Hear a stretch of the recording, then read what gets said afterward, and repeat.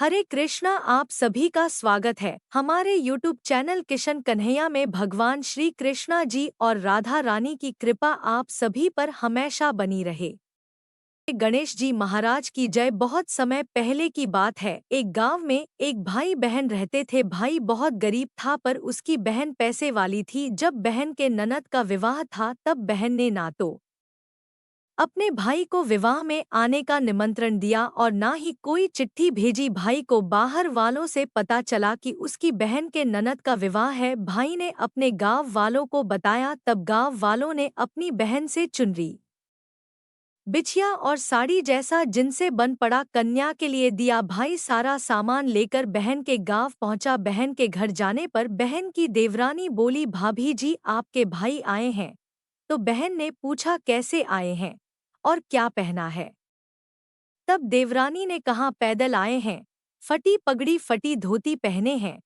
तो बहन बोली, मेरे ससुर हवेली के सामने दुकान में बैठे हैं, मुझे शर्म आती है। भाई को बोलो पीछे के दरवाजे से आए। भाई के आते ही बहन ने भाई को एक कमरे में बंद कर बाहर से ताला लगा दिया। एक तरफ लड़की का विवाह हो रहा था, गाजे बाजे बज रहे थे, अतिथियों को भोजन कराया जा रहा था और दूसरी तरफ भाई को कोई भी पानी तक पूछने वाला नहीं था। तभी भांजे की बहू कोड़ोट दया आई और उसने दरवाजा खोल दिया। दरवाजा खुलते ही भाई वहां से भाग। 2 दिन के भूखे प्यासे रहने के कारण उसे चक्कर आने लगे। रास्ते में एक गणेश जी का मंदिर था, वहां जाकर वह गिर गया और रोते रोते गणेश भगवान को अपनी व्यथा सुनाई और बोला, है गणेश जी महाराज, आज मेरी गरीबी के कारण से मेरी सगी बहन ने मुझे धिक्कार दिया। घर जाने पर मेरी पत्नी मेरे बच्चे जब पूछेंगे कि विवाह से क्या मिठाई लेकर आए हो तो मैं क्या जवाब दूंगा? तब गणेश जी को उस पर दया आ गई और गणेश जी भगवान बोले, मेरे बगीचे से ककड़ी और तरबूज तोड़कर ले जा। तब भाई ने ककड़ी तोड़कर झोला भर लिया और अपने घर गया। घर जाते ही बच्चों ने पूछा, पिताजी बुआ के यहाँ से हम लोगों के लिए क्या लाए हो? झोला खोलते ही छोटे तरबूज सोने के गेंद में बदल गए। बाकी तरबूज काटने से हीरे मोती निकले। पत्नी बोली, आप बहन के घर से इतना कुछ क्यों लाए? आपकी बहन ने हम लोगों को बहुत ज्यादा दे दिया है। भाई ने कुछ भी जवाब नहीं दिया। गणेश भगवान की कृपा से उनके दिन बदल गए। भाई का काम धंधा जोरों से चलने लगा। धीरे धीरे गहने कपड़े, रहने के लिए मकान बन गए। पत्नी बोली, एक बार ननद जी को बुलाकर लाओ। तो भाई ने नए कपड़े नए जूते पहनकर रथ में बैठ बकर बहन को लेने गया। देवरानी बोली, भाभी जी आपके भाई आए हैं। बहन ने पूछा, कैसे आए हैं और क्या पहना है? तब देवरानी बोली, रथ में बैठकर खूब ठाट बाट से आए हैं। बहन बोली, मेरे भाई को बोलो कि हवेली के सामने से आए, मेरे ससुर देवर जेठ देखेंगी। भाई का बहन ने खूब स्वागत सत्कार किया। भाई बोला, बहन मैं तुम्हें लेने आया हूँ। तब बहन ने कहा, मुझे भी बहुत दिन हो गए हैं, चलो मैं चलती हूँ। भाई बहन को लेकर अपने घर आया। भाई और उसकी पत्नी ने बहन का खूब आदर सत्कार किया। जो चीजें मांगी सब बनवा कर दिया। बहन बोली, भाई मुझे एक जूते चाहिए। तब भाई ने मोची को बुलाया और कहा, मेरी बहन के लिए ऐसी जूती बनाओ जो मुंह से बोले। भाई ने बहन को बहुत सारा धन देकर विदा किया पर अभी तक वह जूती नहीं आई थी। बहन रवाना होने लगी तभी मोची जूतियां लेकर आया। बहन की जूती पहनते ही जूतियां बोली, निर्धन भाई की पैसे वाली बहन, गणेश जी का बगीचा नहीं होता तो आज क्या करती बहन? तब भाई की पत्नी से पूछने लगी, यह कहाँ से आवाज आ रही है? तभी भाई ने कहा, सुबह का समय है, कोई जीव जंतु बोल रहे होंगे। भाई ने घोड़े गाड़ी को जल्दी जाने को कहा। बहन के जाते ही पत्नी जिद करके बैठ गई कि जूतियां क्या बोल रही थी। तब पति ने अपनी पूरी आप बीती सुनाई कि कैसे बहन ने मुझे 2 दिन भूखा रखा, कमरे में बंद कर दिया था। भांजे की बहू ने दरवाजा खोला तब मैं बाहर आया और गणेश जी के शरण में जा पहुंचा। गणेश जी की कृपा से हमारे दिन बदले हैं।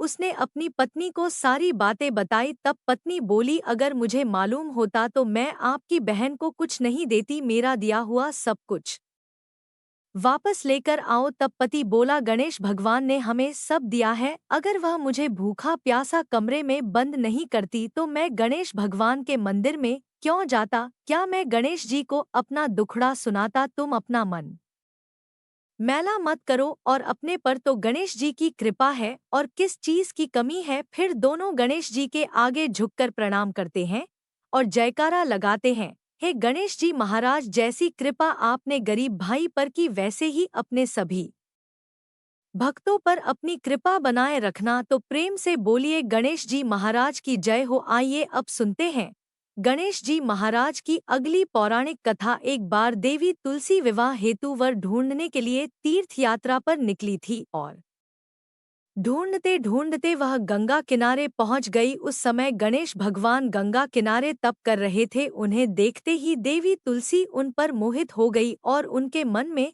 गणेश भगवान से विवाह की इच्छा उत्पन्न हुई। फिर देवी तुलसी ने गणेश जी के पास जाकर उनका ध्यान भंग कर दिया। आंखें खोलने के बाद गणेश भगवान के सामने देवी तुलसी खड़ी थी, लेकिन सामने एक स्त्री है, इसलिए अपने क्रोध को नियंत्रण में रखकर गणेश भगवान ने पूछा, आप कौन है देवी, और मेरा ध्यान भंग करने का क्या कारण है? तो जवाब में देवी तुलसी ने अपने परिचय के साथ गणेश जी से विवाह की बात कर ली। उत्तर में गणेश भगवान जी बोले, देवी मैं ब्रह्मचारी हूँ, इस वजह से मैं विवाह नहीं कर सकता। अपने विवाह प्रस्ताव के लिए ना सुनने के बाद देवी तुलसी क्रोधित हो गई और उन्होंने गणेश जी को श्राप दे दिया कि उनका ब्रह्मचर्य टूटेगा और उनकी दो विवाह होंगे। इस बात पर गणेश भगवान भयंकर क्रोधित हो उठे, क्योंकि एक तो वह स्त्री है, इसलिए ध्यान भंग करने पर भी गणेश जी ने कुछ नहीं कहा और इतनी विनम्रता से बात करने पर भी उन्हें श्राप दिया गया। फिर गणेश जी ने भी देवी तुलसी को श्राप दे दिया कि तुम्हारा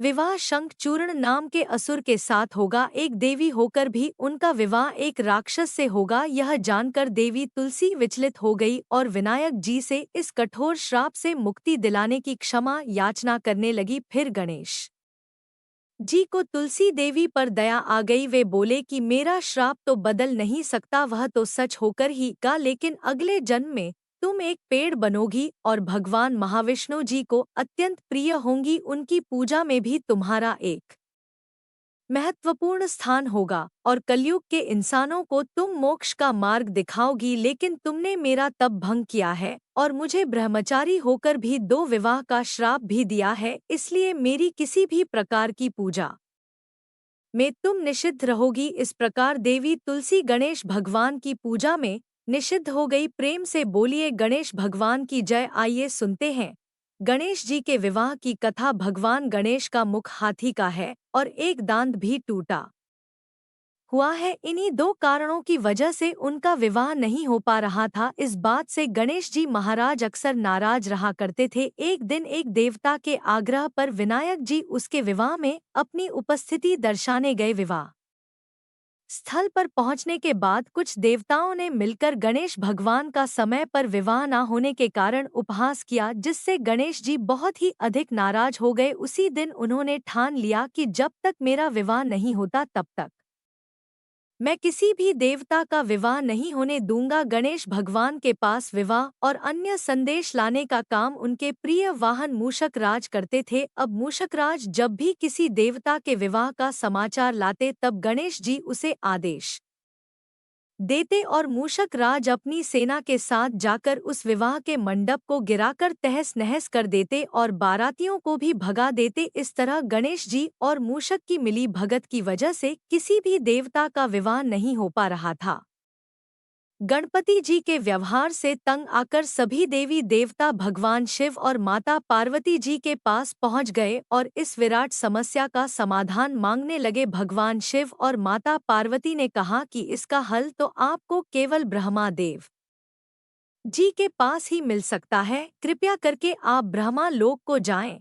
तब माता पार्वती और महादेव जी को प्रणाम करके सभी देवी देवता ब्रह्मा जी के पास प्रकट हुए। देवताओं की समस्या को ठीक से सुनने के बाद ब्रह्मा जी ने अपनी योग शक्ति से दो कन्याओं का निर्माण किया। कन्याओं का नाम था रिद्धि और सिद्धि। वह दोनों ब्रह्मा जी की मानस पुत्रियां थीं। उन्हें लेकर ब्रह्मा जी गणेश महाराज के पास गए और उनसे अपनी पुत्रियों को डोट ज्ञान एवं शिक्षा प्रदान करने का निवेदन करने लगे। ब्रह्मा जी का मान रखने के लिए एक दंत भगवान ने रिद्धि और सिद्धि को शिक्षा देना आरंभ किया। फिर उस दिन के बाद से जब भी मूषकराज किसी विवाह की खबर लेकर आते हैं, उस वक्त रिद्धि और सिद्धि गणेश जी को अपनी बातों में उलझा कर रखती थी। इस तरह गणेश जी का ध्यान किसी और विषय पर रहता और दूसरी तरफ देवताओं का विवाह संपन्न हो जाता। एक दिन बुद्धि के देवता भगवान गणेश जी को यह बात समझ आ गई, लेकिन उनके क्रोध में आने से पहले ही ब्रह्मदेव अपनी दोनों पुत्रियों के साथ वहां पर प्रकट हो गए। रिद्धि और सिद्धि को सामने देखते ही गणेश जी का क्रोध बढ़ने लगा, किंतु विनायक जी के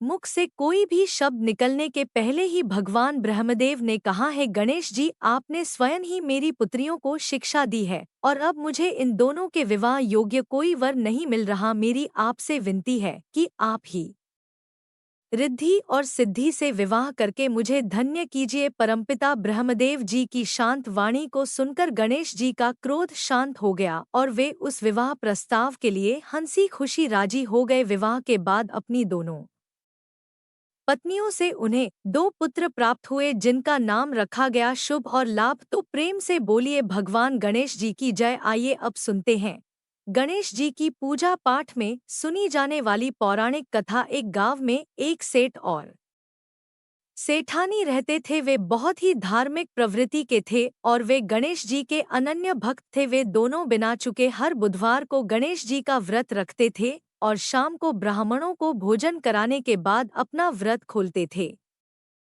सेठ जी का काफी बड़ा परिवार था। वे सब आपस में बड़े प्यार और भाईचारे से रहते थे, लेकिन सेठानी और सेठ की कोई संतान नहीं थी। इस विषय पर परिवार और गांव के लोग आपस में बहुत बातें किया करते थे। सभी लोग सेठानी को बांझ बुलाते थे। यह सभी बातें सुनकर सेठ और सेठानी बहुत दुखी होते थे। एक बुधवार के दिन सेठ और सेठानी भगवान गणेश जी की पूजा संपन्न करा के मंदिर से बाहर आ रहे थे। तभी उन्हें सीढ़ियों पर एक छोटा सा बच्चा अकेले बैठा हुआ दिखा। बालक को देखते ही दोनों उसके पास गए और पूछा कि तुम्हारे माता पिता कहाँ हैं, लेकिन बच्चे ने अभी तक ठीक से बोलना नहीं सीखा था, इसलिए वह बोल ही नहीं पा आया। पर दोनों सेठ और सेठानी बच्चे के पास शाम तक बैठे रहे। तब तक पंडित जी और सेठ जी और उनके नौकरों ने आसपास जाकर बच्चे के माता-पिता को खोजने की कोशिश की, लेकिन उन्हें बच्चे के माता-पिता या बच्चे खोने की कोई खबर ही ना मिली। फिर पंडित जी ने सेठ और सेठानी को वह बच्चा अपने घर ले जाने के लिए कह दिया। साथ में यह भी कहा कि अगर बच्चे के माता-पिता यहाँ पर आते हैं तो मैं स्वयं उन्हें आपके पास ले आऊंगा। तब सेठ और सेठानी की खुशी का ठिकाना नहीं रहा। वे दोनों खुशी खुशी उस नन्हे बालक को अपने साथ घर लेकर गए। सेठानी ने बच्चे का नाम अपने आराध्य भगवान श्री गणेश जी के नाम पर गणेश रख दिया और बड़े ही प्यार और दुलार से उसका पालन और पोषण करने लगी। कुछ दिनों के बाद उसी गांव में एक ठग पति पत्नी आए। उनका का इरादा गांव के सबसे अमीर आदमी को ठगने का था। वे दोनों ठग गणेश मंदिर की सीढ़ियों पर बैठकर सोच विचार कर रहे थे। तभी वहां पर पंडित जी आ गए और गांव में अनजान लोगों के दिखते ही उनसे पूछा कि क्या आपका बच्चा खो गया है। दोनों चोरी चकारी के लिए बहाना ढूंढ रहे थे, इसलिए उन दोनों ने तुरंत ही हाँ कह दिया। तब पंडित जी ने कहा कि चिंता की कोई बात नहीं है, आपका बच्चा एक सेठ जी के घर पर पल रहा है। पंडित जी उन दोनों ठग को सेठ जी के घर पर ले गए। गणेश के माता पिता आ गए हैं, यह खबर सुनकर सेठ और सेठानी बहुत दुखी हुए। सेठ जी ने उन दोनों पति और पत्नी को एक रात के लिए अपने अतिथि गृह में ठहराया। अब वह दोनों ठग सिर्फ मौके की फिराक में ही थे। उसी रात सभी लोग सो जाने के बाद वे ठग एक-एक कर करके सभी कमरों की तलाशी करने लगे। फिर वे दोनों तिजोरी वाले कमरे में पहुंच गए। छानबीन के वक्त होने वाली छोटी मोटी आवाजों से सेठ जी का एक नौकर जग गया और आवाज की दिशा में तिजोरी वाले कमरे के नजदीक आ गया। उसने चुपके से अंदर जब झांक कर देखा तो दोनों ही मेहमान कीमती सामान चुरा रहे थे। नौकर ने यह देखते ही धीरे से उस कमरे के बाहर की कुंडी लगा दी और चोर चोर बोलकर पूरे घर में हल्ला मचा दिया। शोरगुल की आवाज सुनते कि घर के सभी लोग इकट्ठा हो गए तब सेठ जी ने उन दोनों चोर पति पत्नी को कमरे से बाहर निकाला और सुबह ही पंचायत में हाजिर कर दिया। सेठ जी ने सरपंच जी को पूरा मसला बताया और कहा कि यह दोनों तो चोर हैं, अब हम पुत्र गणेश को इन दोनों को नहीं देंगे। लेकिन वे दोनों ठग पति पत्नी अपनी जिद पर ही अड़ गए और बच्चे को ले जाने की जिद करने लगे। सरपंच जी ने इस गंभीर समस्या का एक तोड़ निकाला। उन्होंने सेठानी और दूसरी औरत को गणेश जी के सामने खड़ा कर दिया और कहा, जिसके भी आंचल से दूध की धार गणेश के मुंह में जाएगी वह बालक गणेश उसके पास ही रहेगा। फिर वे दोनों अपने अपने आंचल मुंह के सामने फैलाकर खड़ी हो गई। सेठानी जी मन ही मन भगवान गणेश के नाम का जप कर रही थी। देखते ही देखते गणेश भगवान की कृपा से सेठानी की आंचल से दूध की एक धार गणेश जी के मुंह में गिरी और इस तरह बालक गणेश सेठ और सेठानी के साथ हमेशा के लिए रहने लगा।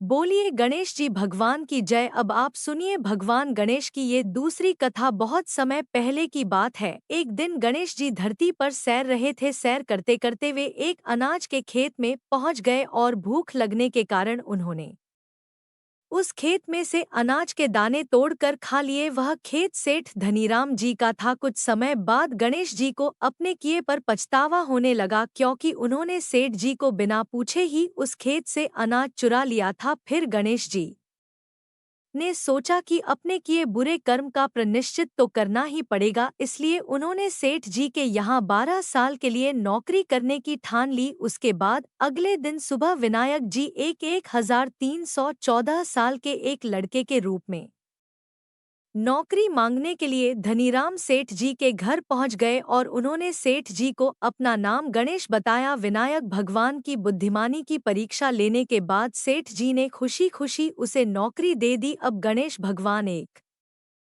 सामान्य मानव के रूप में सेठ जी के घर पर ही रहने लगे। एक दिन सेठ जी की पत्नी शाम के समय घर का काम खत्म करने के बाद राख से हाथ धोने जा रही थी। यह देखकर गणेश जी ने सेठानी जी के हाथ पकड़कर जबरदस्ती मिट्टी से हाथ धुलवा दिए। गणेश जी की इस हरकत से सेठानी जी बहुत गुस्सा हुई और उन्होंने सेठ जी के कमरे में जाकर गणेश की शिकायत कर दी। सेठानी की सब बातें सुनने के बाद सेठ धनीराम ने गणेश को बुलाया और इस हरकत का कारण पूछा। तब गणेश जी बोले कि सेठानी शाम के समय राख से हाथ धो रही थी और ऐसा करने से घर की लक्ष्मी नाराज होती है, इसलिए मैंने उनके हाथ मिट्टी से धुलवा दिए। इससे घर पर माता लक्ष्मी की कृपा बनी रहेगी। यह सब सुनकर सेठ जी ने सोचा कि गणेश जी की तो बहुत अच्छी है। इसके कुछ दिनों के बाद कुंभ मेले का शुभ अवसर आया। तब सेठ जी ने गणेश को बुलाया और कहा कि सेठानी जी को कुंभ मेले में स्नान करा लाओ। तब सेठानी और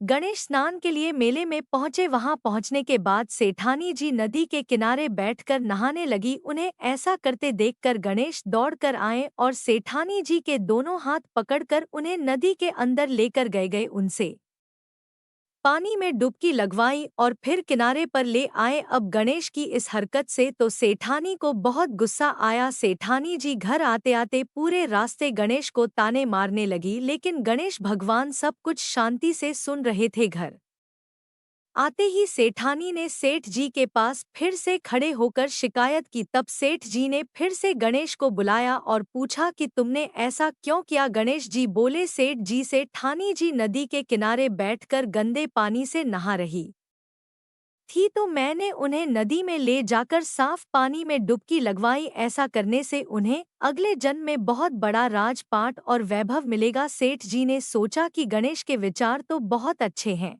मेरे परिवार का भला सोचता है। कुछ दिनों के बाद सेठ जी के घर पर पूजा थी। पंडित जी आने के बाद में सेठ जी ने गणेश से कहा, जाओ और सेठानी को बुलाकर लाओ। सेठ जी के आज्ञा के अनुसार गणेश जी सेठानी को बुलाने गए। उस वक्त सेठानी काली चुन्नी ओढ़कर कमरे से बाहर आ रही थी। वह देखते ही गणेश जी वह काली चुन्नी उतार कर फाड़ दिए और कहा कि पूजा के लिए लाल रंग की चुन्नी ओढ़कर आओ। अब सेठानी जी गणेश जी पर बहुत नाराज हुई और उन पर चिल्लाने लगी।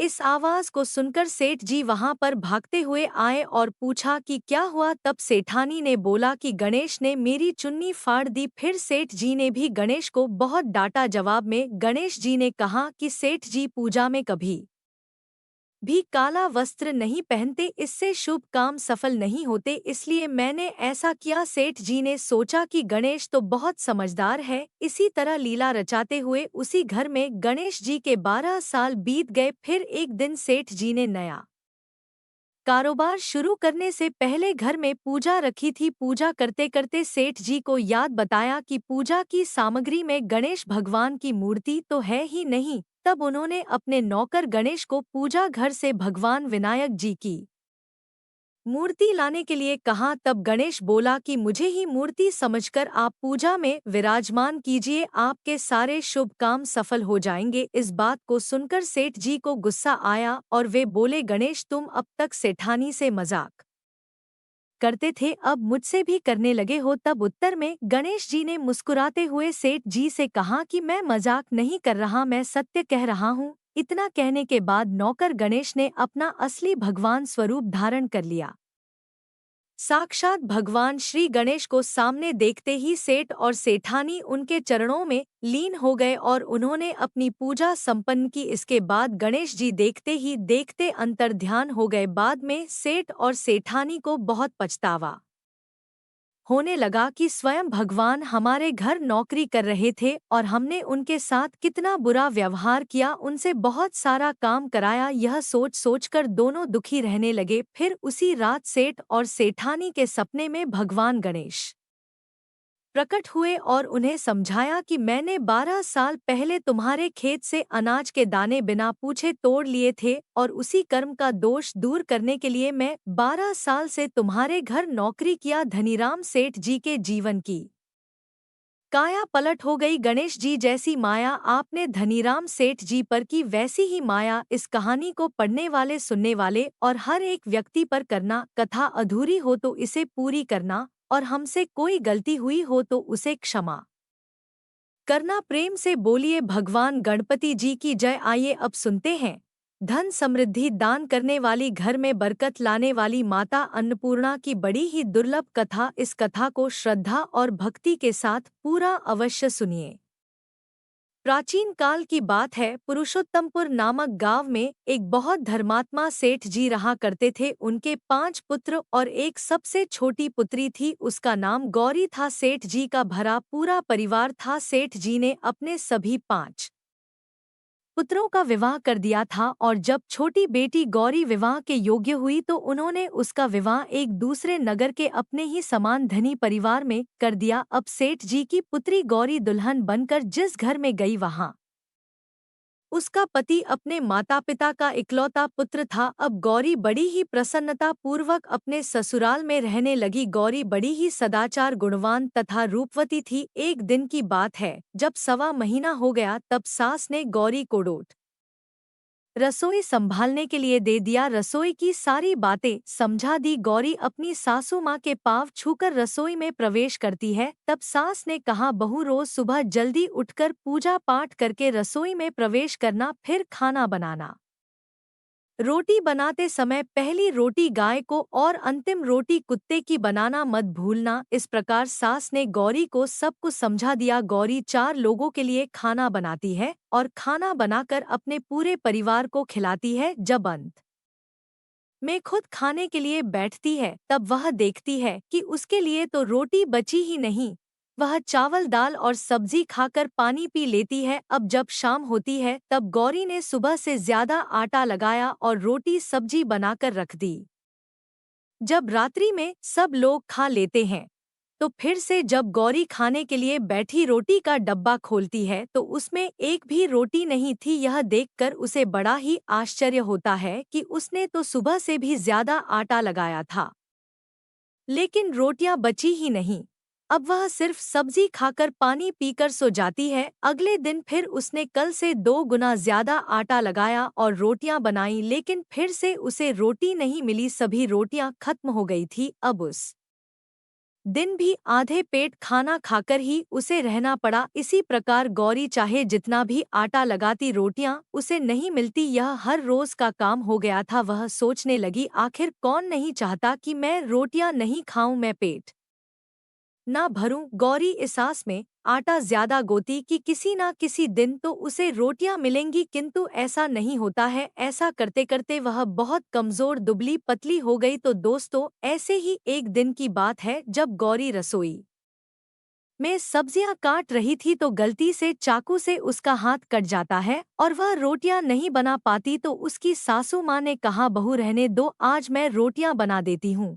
तो गौरी ने कहा, नहीं सासू माँ, आप आटा लगा दीजिए, मैं रोटियां बना दूंगी। तो दोस्तों, उस दिन सासू माँ ने आटा लगाया और फिर बहू को दिया। बहू रोटियां बनाकर रख देती है। घर के सभी सदस्य रात के समय जब खाना खाने लगते हैं, सब लोग जब खाना खा लेते हैं, तब बारी आती है गौरी की। तो वह बहुत दुखी मन से खाना खाने बैठती है। वह सोचती है, आज तो सासू माँ ने आटा गूंथा है, वह भी बहुत कम, आज तो मेरे लिए रोटियां बची ही नहीं होंगी। यह सोचकर बहू मन ही मन बहुत दुखी होती है। किंतु जब वह रोटी के डिब्बे को खोलती है तो उसने देखा कि उसमें 4-5 रोटियां पड़ी है। यह देखकर बहू बहुत खुश होती है। अब क्या था, ऐसे ही 7 दिनों तक बहू की सासू माँ आटा गूंथने लगी और बहू रोटियां बनाती थी। बहू को रोज रोटियां मिलने लगी। इन 7 दिन बहू ने भर पेट खाना खाया। जब 8वां दिन आया तो बहू का हाथ भी ठीक हो गया था। तब सासू माँ ने कहा कि गौरी बेटा, क्या मैं आज आटा गूंथ दूं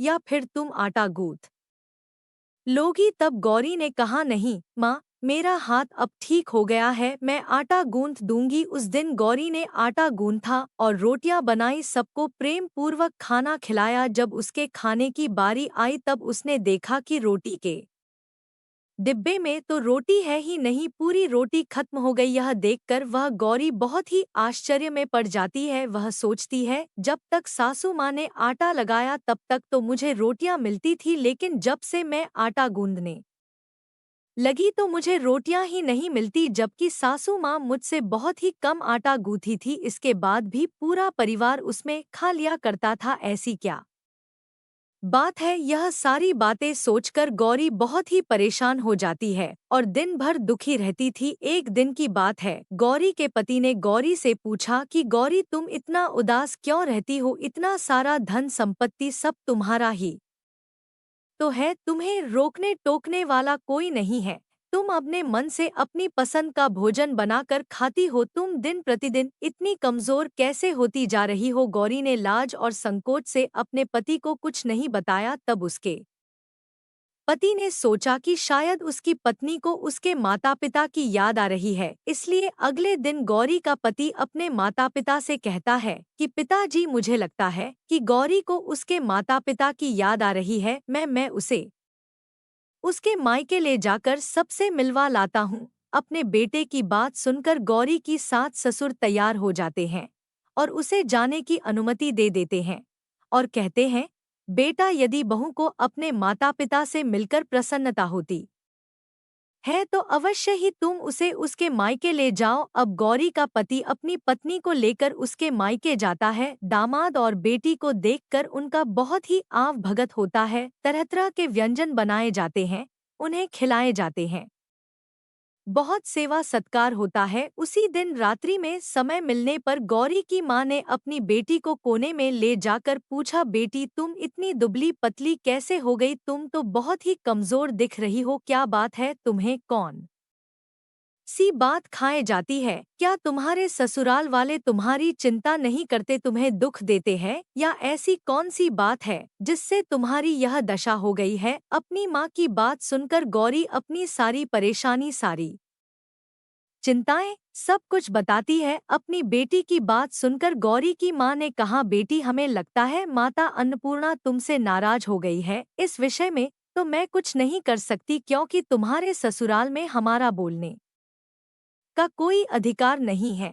इसलिए मैं तो कहूँगी कि तुम यहाँ से जाने के बाद इस विषय में अपनी सास और ससुर से बात करना, वही कुछ हल बताएंगे और तुम्हारी समस्या का समाधान होगा। बेटी माँ अन्नपूर्णा जिससे नाराज होती है उसके साथ ऐसा ही होता है। अब अपनी माँ की बातें सुनकर गौरी निश्चय करती है कि वह सारी बातें अपनी सासू माँ से कहेगी। अब जब सुबह का समय होता है तो गौरी अपने माता पिता से विदाई लेकर अपने ससुराल आ जाती है और ससुराल आने के बाद वह अपने सास ससुर और पति से सारी बातें कह सुनाती है। वह कहती है, माँ जी, जब से मैंने रसोई संभाला है, मैं खाना बनाती हूँ, तब से मुझे एक भी दिन रोटियां नहीं बचती। मैं बिना खाए ही सो जाती हूँ। किसी किसी दिन पानी पीकर ही सो जाती हूँ, किसी किसी दिन चावल सब्जी खाती हूँ, रोटी तो मुझे मिलती ही नहीं है।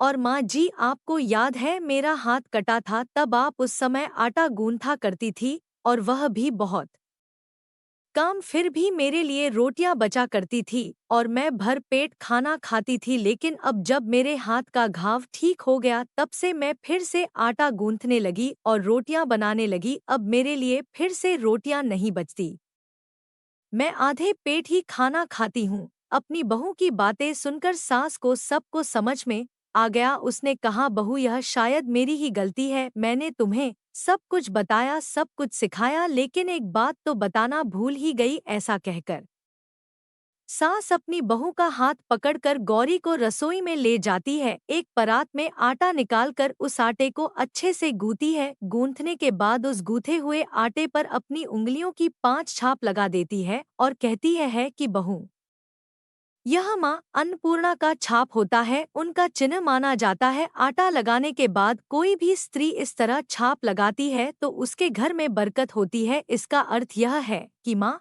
अन्नपूर्णा की कृपा सभी परिवार वालों पर बरसे और कोई भी सदस्य भूखे पेट ना सोए। बहू, मैं तुम्हें ऐसा बताना भूल गई, तुम आटा लगाते वक्त आटे पर अपनी 5 उंगलियों का छाप छोड़ देना और माँ अन्नपूर्णा तुम्हारे ऊपर अवश्य ही कृपा करेंगी। तुम कभी भी खाली भूखे पेट नहीं सोगी, यह बरकत का चिन्ह होता है। अब अपनी सासू माँ की बात सुनकर बहू हर रोज आटा गूंथती और फिर उस पर अपनी 5 उंगलियों की छाप छोड़ देती और फिर रोटियां बनाती। अब बहू को हर रोज रोटियां मिलने लगी, वह भर पेट भोजन करने लगी और स्वस्थ भी हो गई। माँ अन्नपूर्णा की कृपा उस पर बरसने लगी। उसके हाथ में माँ अन्नपूर्णा का वास हो गया। घर पर कोई भी सदस्य भूखा नहीं रहता और जो कोई मेहमान आता या कोई भी भीख मांगने के लिए भिक्षुक आता, उसे भी वह खाना खिलाकर ही घर से विदा करती। इस प्रकार बहू के ऐसा करने से उसके घर में बरकत होने लगी, अन्न की वर्षा होने लगी। तो प्रिय भक्त जनों, आटे को गूंथ कर उस पर 5